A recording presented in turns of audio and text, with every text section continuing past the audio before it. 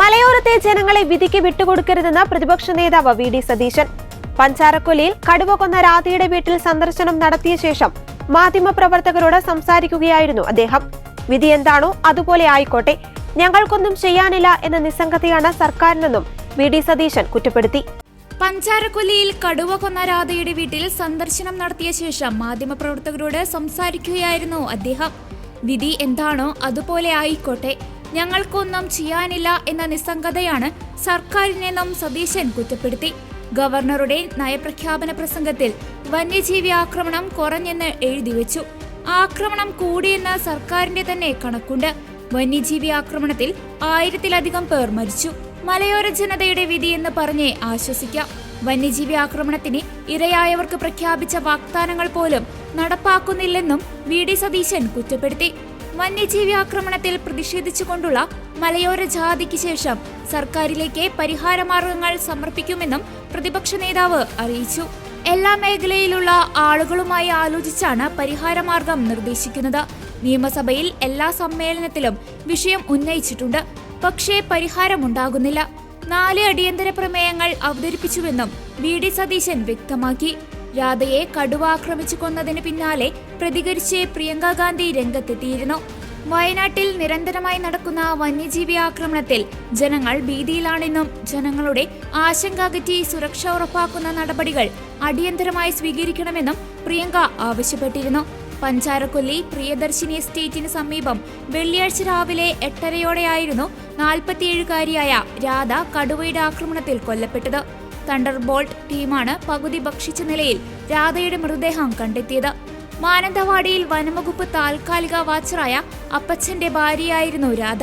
കാപ്പിക്കുരു പറിക്കുന്നതിനായി എസ്റ്റേറ്റിലെത്തിയ രാധയെ കടുവ പതിയിരുന്ന് ആക്രമിക്കുകയായിരുന്നു. രാധയുടെ കഴുത്തിൽ കടിച്ചു വലിച്ച കടുവ 100 മീറ്ററോളം വലിച്ചിഴച്ചിരുന്നു. സംഭവം വാർത്തയായതിന് പിന്നാലെ വനംവകുപ്പിനെതിരായ വ്യാപക പ്രതിഷേധമാണ് ഉയർന്നത്. എന്ത് ചെയ്യണം, എന്തെല്ലാം കാര്യങ്ങളാണ് സർക്കാർ ചെയ്യേണ്ടത് എന്നതിനെ കുറിച്ചുള്ള ഒരു കൃത്യമായ കാര്യങ്ങൾ ഞങ്ങൾ പറയും. അത് എല്ലാ വിഭാഗം ആളുകളുമായി ഉള്ള കൂടിയാലോചനകൾ നടത്തിയിട്ടാണ് അത് പറയുന്നത്. ഇപ്പോൾ തന്നെയുള്ള പ്രശ്നം പരമ്പരാഗതമായി ഈ ആക്രമണങ്ങൾ പ്രതിരോധ സംവിധാനങ്ങളുണ്ട് ഇല്ലേ, മതിലുകളുണ്ട്, കിടങ്ങൾ നിർമ്മിക്കും, സൗരോർജ്ജ വേലി ഉണ്ടാക്കും, അതുപോലെ റെയിൽ ഗാർഡ് ഉണ്ടാക്കും, ഒരുപാട് കാര്യങ്ങൾ. നിയമസഭയിൽ ഞങ്ങൾ പറഞ്ഞു, കഴിഞ്ഞ 4 വർഷമായി ഇത്തരം ഒരു കാര്യവും ചെയ്തിട്ടില്ല. എന്നിട്ട് ഗവർണറുടെ പ്രസംഗത്തിൽ എഴുതി വെച്ചിരിക്കുകയാണ് കേരളത്തിൽ വന്യജീവി ആക്രമണം കുറഞ്ഞു വരികയാണ്. എന്നിട്ട് ബഹുമാനപ്പെട്ട വനം വകുപ്പ് മന്ത്രി നിയമസഭയിൽ പറയുകയാണ് കുറഞ്ഞു വരികയാണ്. അപ്പൊ ഞങ്ങൾ കണക്കെടുത്ത് കാണിച്ചു. കണക്ക് ഞങ്ങളുണ്ടാക്കിയ കണക്കല്ല, സർക്കാരിന്റെ തന്നെ ഒരു കണക്കുണ്ട്. ആക്രമണങ്ങൾ വർദ്ധിച്ചു വരികയാണ്. 2019, 20 തൊട്ട് 24, 25 വരെയുള്ള വർഷങ്ങളിൽ ഇതിന്റെ എണ്ണം ഭയങ്കരമായി കൂടി. സത്യത്തിൽ കഴിഞ്ഞ ഒരു 7-8 വർഷം കൊണ്ട് 60,000-ലധികം വന്യജീവി ആക്രമണങ്ങൾ കേരളത്തിലുണ്ടായി. എന്നിട്ടാണ് കുറഞ്ഞു വരിക എന്ന് പറയുന്നത്.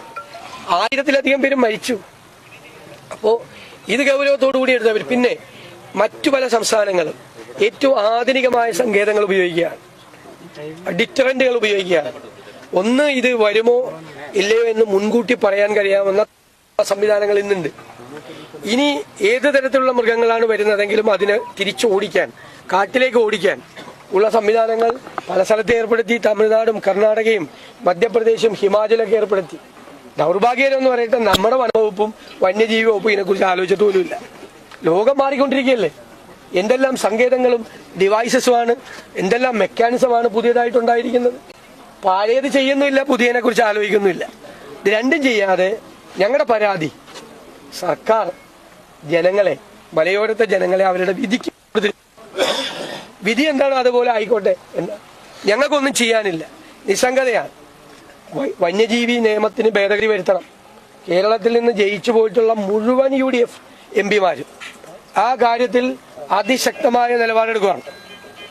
പാർലമെന്റിൽ ഇപ്പോൾ പാർലമെന്റ് സമ്മേളനം തുടങ്ങുമ്പോൾ ഏറ്റവും ശക്തിയായി എല്ലാ ശ്രീമതി പ്രിയങ്ക ഗാന്ധി ഉൾപ്പെടെയുള്ള മുഴുവൻ അംഗങ്ങളും, UDF അംഗങ്ങളും ഈ വന്യജീവി നിയമത്തിന് ഭേദഗതി ആവശ്യമായ കാലാനുസൃതമായ ഭേദഗതി വരുത്തണം എന്നുള്ള നിലപാട് ശക്തിപ്പെടുത്തുകയാണ്.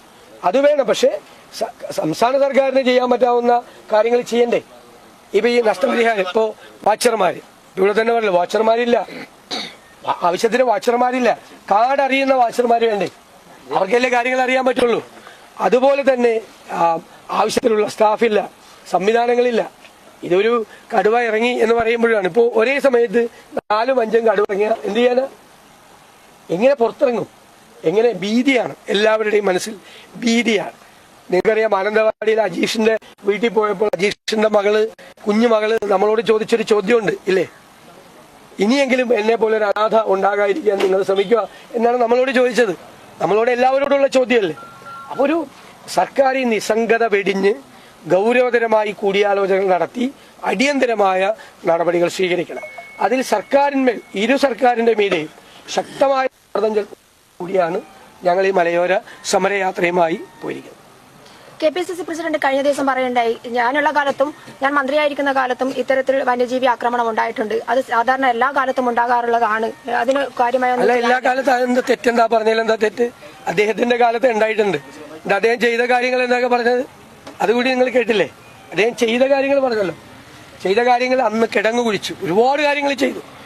ഇപ്പൊ തന്നെ ഈ വയനാട്, ഇവിടെ കണ്ണൂരിൽ ആറളത്ത് ഉമ്മൻചാണ്ടിയുടെ ഗവൺമെന്റ് ഉണ്ടായിരുന്ന സമയത്താണ് 13 കോടി രൂപ മുടക്കിയിട്ട് മതിൽ കാര്യമായിട്ടൊന്നും ചെയ്യാറില്ല എന്നാണ് അദ്ദേഹം പറഞ്ഞത്. അല്ല, അദ്ദേഹം അങ്ങനെയല്ല പറഞ്ഞത്, നിങ്ങളുടെ വ്യാഖ്യാനമാണ്, കൈരളിയുടെ വ്യാഖ്യാനമാണ്. അദ്ദേഹം പറഞ്ഞത് അന്ന് ഇത്രയും വലിയ ആക്രമണങ്ങൾ ഇല്ല, ഇത്രയും എണ്ണം കൂടിയിട്ടില്ല, ഇത്രയും പെരുപ്പം ഇല്ല. എന്നിട്ട് പോലും അന്ന് ഈ പരമ്പരാഗതമായ രീതിയിൽ ചെയ്യേണ്ട കാര്യങ്ങൾ, എത്ര വർഷം മുമ്പുള്ള കാര്യം അദ്ദേഹം പറഞ്ഞത്? 20 വർഷം മുമ്പ്. അദ്ദേഹം മന്ത്രിയായിരുന്നത് 20 വർഷം മുമ്പ്. MM ഹസൻ ആ മന്ത്രിസഭയിൽ അംഗമായിരുന്നു.